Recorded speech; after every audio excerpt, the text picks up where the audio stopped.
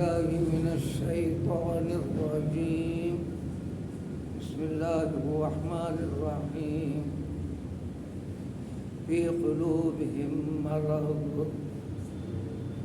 فزادهم الله مرضا ولهم عذاب أليم بما كانوا يكذبون.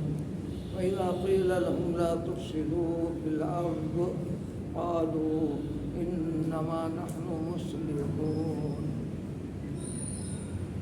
آیت نمبر 17 آیت نمبر 10 اور 11 سورہ بقرہ. سلسلہ چل رہا ہے انسانوں میں سے تیسرے فریق کا، جو ظاہر میں اظہار کرتے ہیں اپنے نیک ہونے کا، شریف ہونے کا، اچھے ہونے کا، حقیقت میں قلبی اعتبار سے، عملی اعتبار سے وہ ایسا نہیں ہے.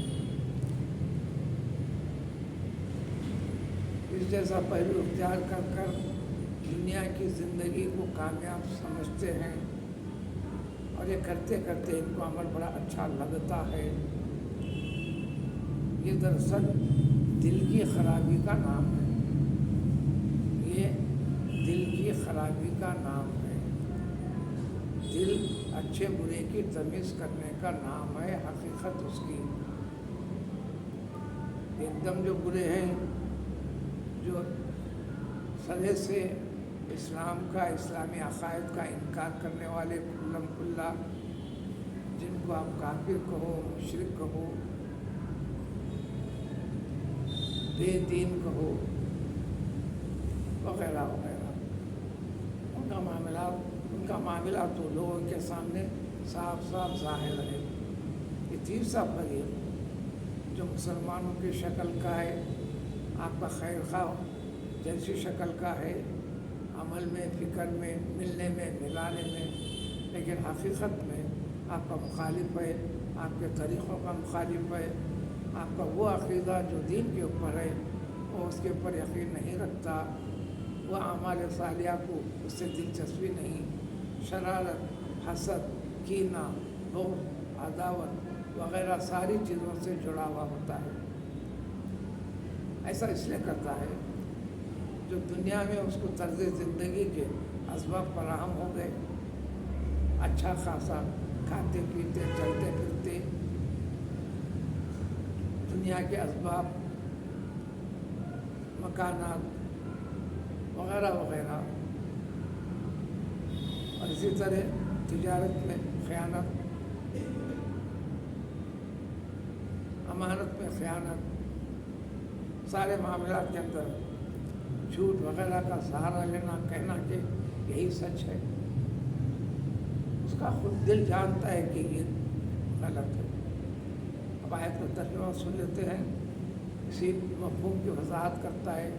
ایسا کرنے والے لوگ دراصل ان کے دلوں میں مرض ہے، بیماری ہے. مرض کس کو کہتے ہیں؟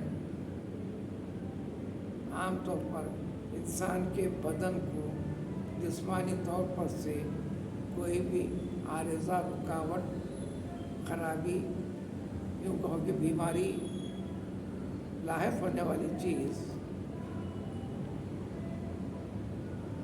وہ لاحق ہو کر دھیرے دھیرے دھیرے دھیرے انسان کے سارے نظام کو درہم برہم کرنے لگتی ہے.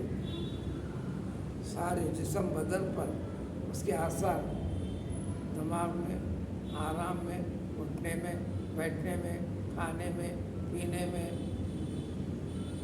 ساری کی ساری چیزوں میں. دوائیں وغیرہ علاج کے ذریعے سے ایک کنٹرول کیا جا سکتا ہے. کچھ نہ کرنے پر یا کرنے کے باوجود بھی آخرکار اس کا انجام اس کو موت تک پہنچاتا ہے. یعنی دنیاوی حیات و زندگی سے اس کو محروم کر دیتا ہے، جو سکون کے ساتھ نہیں ہو سکی. اسی طرح انسان کے قلبی دل کے اعتبار سے اس کے اندر بھی یہ عوارض پیدا ہوتے ہیں. عارضہ کوئی بھی کہ رکاوٹ، کسی رکاوٹ سے انسان فکر میں لگ جاتا ہے. وہ آگے بڑھتی ہے بات ڈپریشن کی نوعیت پہ آ جاتی ہے. اس کو کہتے ہیں نفسانی عوارض. نفسانی عوارض یہ بھی ایک بیماری ہے جو اندرونی عقیدے کے اعتبار سے، عمل کے اعتبار سے، سوچ کے اعتبار سے، زندگی کی سرگرمیوں کے اعتبار سے، تو اس طرح ان کے اندر یہ چلتے تھے، پھرتے تھے، کھاتے تھے، پیتے تھے. جیسا کہ آج کا بھی بے عمل انسان، عقیدے آخرت پر پورا یقین نہ رکھنے والا انسان جو کرتے رہتا ہے، اس کے پیچھے اسی کے طرف لگے رہتا ہے. کوئی اچھی بات وہ پسند نہیں کرتا، اچھے لوگوں کو پسند نہیں کرتا. ان کی نفرت ان کے دلوں میں پیدا ہوتی ہے، ان کی عداوت پیدا ہوتی ہے. یہ سب کیوں ہو رہی ہے؟ اچھی باتوں کا، اچھے عقیدے کا انکار کرنے کی وجہ سے.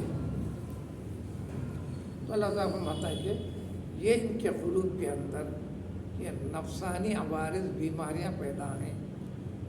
قرآن میں جگہ جگہ وضاحت آئے گی. ایک جگہ وضاحت آئی ہے سورہ فاطر میں، أَفَمَنْ زُيِّنَ لَهُ سُوءُ عَمَلِهِ فَرَآهُ حَسَنًا. أَفَمَنْ زُيِّنَ لَهُ سُوءُ عَمَلِهِ، أَفَمَنْ زُيِّنَ لَهُ سُوءُ عَمَلِهِ، ان کو زندگی کی اپنی حرکتیں بڑی اچھی اور پیاری لگتی ہیں، بڑی اچھی پیاری لگتے ہیں، اور اس جیسی حرکتوں کو وہ بہت اچھا سمجھ بیٹھتے ہیں. وہ اچھا سمجھ بیٹھتے ہیں. لہذا کسی کی نصیحت ان کو فائدہ نہیں پہنچاتی، یعنی خود قبول نہیں کرتے. کوئی اچھا کام ہو رہا اس کو پسند نہیں کرتے.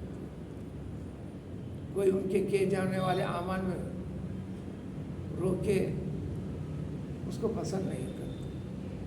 کیوں؟ ان کی اپنی جو چل رہی ہے بس ہم مست ہیں، ہم مست ہیں. وہی ذکر ہے ان کے قلوب میں ایک مرض ہے، بیماری ہے. ظاہری تو انسان کے بدنوں کو لائق ہونے والی چیز، یہ باطنی بیماری ہے. نفسانی عوارض نہیں، عقیدے سے جڑے ہوئے ہیں، بدعملی سے جڑے ہوئے ہیں. اس کو اپنی چلنے والی زندگی کو اچھا سمجھ بیٹھے ہیں. جب یہ سمجھ کے چل رہے ہیں تو فزادہم اللہ مرضا، اللہ تعالیٰ ان کے اس مرض کو اور آگے بڑھا دیا.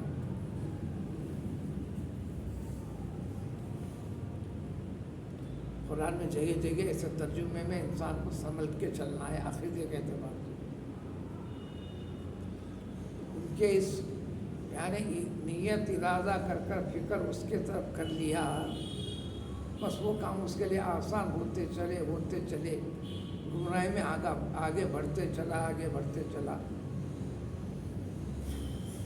موت سے پہلے اگر اس کو توفیق نہیں ہوئی، ارادہ نہیں بدلا، توبہ نہیں کیا، تو لہم عذاب علیم، ان کے لیے بہت ہی دردناک قسم کا عذاب ہے. بیماری دل تک تھی، اب اس کے سزا کا اثر ان کے قلبی کیفیت تک، احساس والی کیفیت تک پہنچ جائے گا. ان تمام کے پیچھے صرف اور صرف ایک ہی چیز ہے، وہ کیا ہے؟ بما کانوا یکذبون. صحیح عقیدے کو یقین نہیں کیا، صحیح کام کے اوپر تصدیق نہیں کیے، سب غلط سمجھ کر اپنا کرتے چلے، جو کہ صحیح عمل کے خلاف ہے، صحیح عقیدے صحیح سوچ کے خلاف ہے. یہ کذب ہے، جھوٹ ہے. عملی اعتبار سے بار بار اپنی زندگی کے ہر پہلو کو جھوٹ کے ساتھ جوڑتے چل رہا ہے. دنیاوی قیادت کی وجہ سے، دنیاوی اسباب کے ذریعے سے روزمرہ کی چلنے والی زندگی جو دنیا کے ساتھ جڑی ہوئی ہے، بس اسی کے اندر مگن ہے. اگر ایسے لوگوں کو آیت نمبر 11 میں جب اللہ نے جن کو توفیق دے رکھی ہے ایمان کی، نیکی کی، دوسروں میں نیکی دیکھنا چاہتے ہیں، بتانا چاہتے ہیں، اس کے اسباب پیدا کرنا چاہتے ہیں، اس کے جیسے درس کے، تعلیم کے، تربیت کے وغیرہ نمونے ان کے سامنے پیش کرتے ہیں، تو کہتے ہیں اور اسے کہتے ہوئے یہ بتاتے ہیں کہ لا تفسدوا فی الارض، یہ اللہ تعالیٰ جو زمین میں انسانوں کو آباد کیا ہے ساری دنیا کے اندر، بد عملی، بد فکری کے ذریعے سے بگاڑ مت پیدا کرو، بگاڑ مت پیدا کرو، انسانی حدود اور ضابطے کو پار کر جانا، اخلاق کے دائرے سے آگے بڑھ جانا، نالائقی کے دائرے میں نکل پڑنا، یہ فساد ہے، یہ خرابی ہے، یہ بگاڑ ہے۔ گھر کا ایک فرد بھی نماز چھوڑتا ہے، نحوست تو گھر کے سارے افراد کے اوپر دھیرے دھیرے آ کر اپنا پنجہ گاڑتی ہے۔ ایمان بالغیب کی حقیقت کو جانیں، ایک بد عمل انسان کی وجہ سے اس کی مصیبت نحوست دھیرے دھیرے آئے گی، حتیٰ کہ اڑوس پڑوس کو بھی، حدیث کے الفاظ میں 70 گھروں تک بھی نحوست پہنچتی ہے۔ اگر پکڑ کر سمجھایا جائے تو کہتے ہیں کہ آپ اپنی جگہ رہیے، انما نحن مصلحون، ہم جو بھی ہیں ٹھیک ہے،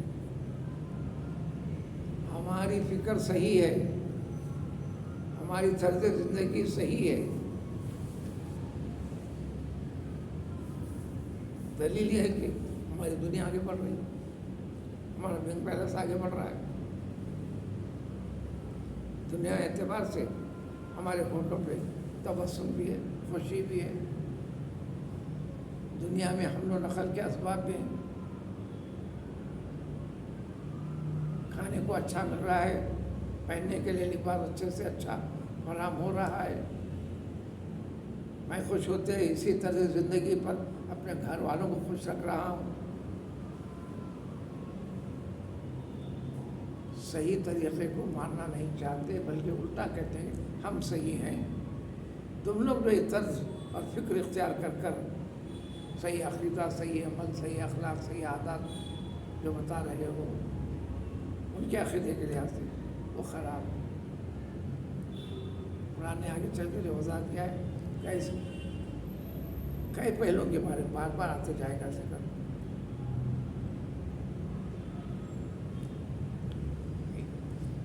اور یہ باتیں چل رہی ہیں، یہ بگڑے ہوئے انسان کو صحیح طریقہ، تربیت والا پہلو بتاتے چلو، آج نہیں کل نہیں پرسوں، شاید موت سے پہلے اس کو توفیق ہو جائے، توبہ کر لے۔ دوزخ سے بچنے کے طریقے اللہ نے دنیا میں بتا دیے، دوزخ میں جانے کے اسباب بھی دنیا کی زندگی ہے، دوزخ سے بچنے کے اسباب بھی دنیا کی زندگی ہے۔ اسی زندگی کو کون سے ڈھنگ، کون سے فکر سے، عقیدے کے اعتبار سے کیسے رہنا، عملی پریکٹیکل لائف کے لحاظ سے کیسے رہنا،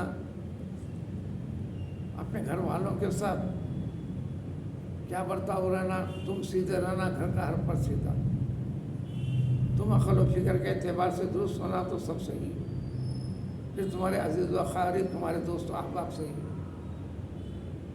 پھر اچھائی کے خیر و برکتیں عام پھیلنے لگیں گے۔ ان کا یہ جواب کہہ کر کے ہمیں درست ہے، آپ ہم کو بتانے کی ضرورت نہیں۔ پھر کہ کیا کیا خرابیاں ہیں، صحیح طریقہ کیا ہے، یہ بتانے پر بھی ماننے کے لیے تیار نہیں ہوتے۔ آیت نمبر 12 سے اس کی وضاحت تفصیل آئے گی۔ سبحان اللہ۔